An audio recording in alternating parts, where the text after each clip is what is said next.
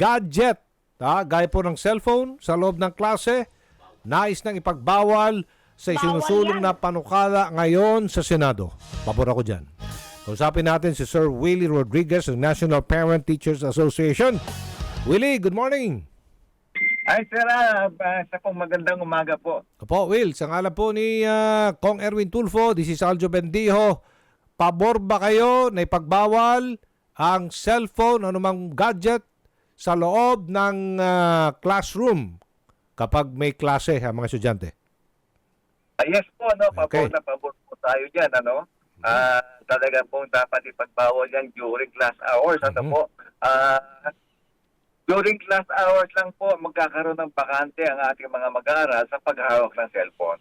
Okay, Yun po yung dapat po talaga pero gawin. hindi ipagbawal yan sa pangkalahatan sa loob ng paaralan. Tama ba? Hindi po, pagka sa loob ng, ng paaralan po, no?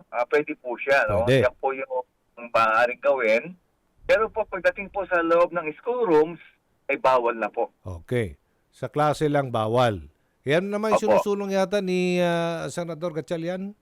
Tuwing class hours lang, bawal sa loob ng mga classrooms. Lalo na, pati teacher bawal din. Pabor ba kayo?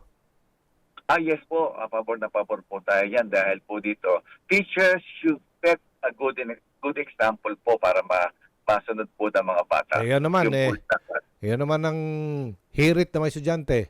Malaking tulong, Sir Willie, itong mga cellphone na ito. Kasi nga tuwing nagkaklase kami, ang bilis lang namin maka-search sa Google. Yan, aha. Anong masasabi mo dyan? Opo. Yes, sir. Ang ano po diyan kasi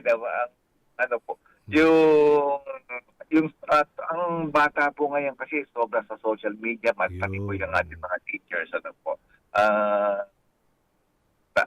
dito dapat po talagang ipagbawal po diyan kasi ang makikita po natin ito nasa study po ito no ng ating mga first world countries sa Amerika, Europe at nakikita po nila yung masamang epekto Cellphone. paggamit ng cellphone sa loob mismo ng klase. Yung problema nito, Sir Willie, yung ilang mga estudyante, doon na sila ginagawa nilang kwaderno o notebook ang kanilang gadget. Doon na sila nagsusulat syempre, pag may klase, doon sila nagre-rely ngayon. Binabasa nila doon sa kanilang cellphone. Ano masasabi mo doon? Ang po dito, yung cellphone po, no, meron po tayo yung tinatawag na notepad, no, pero Okay. napakaliit po yan na hindi po siguro po dito, pwede po siguro gamitin yung ating mga malalaking pad, no, telpad. Pwede po yun, po. Diyan po yung lumalabas ngayon ang nire-request ng ating senador na gumawa ng guidelines yung ang ating DepEd, no.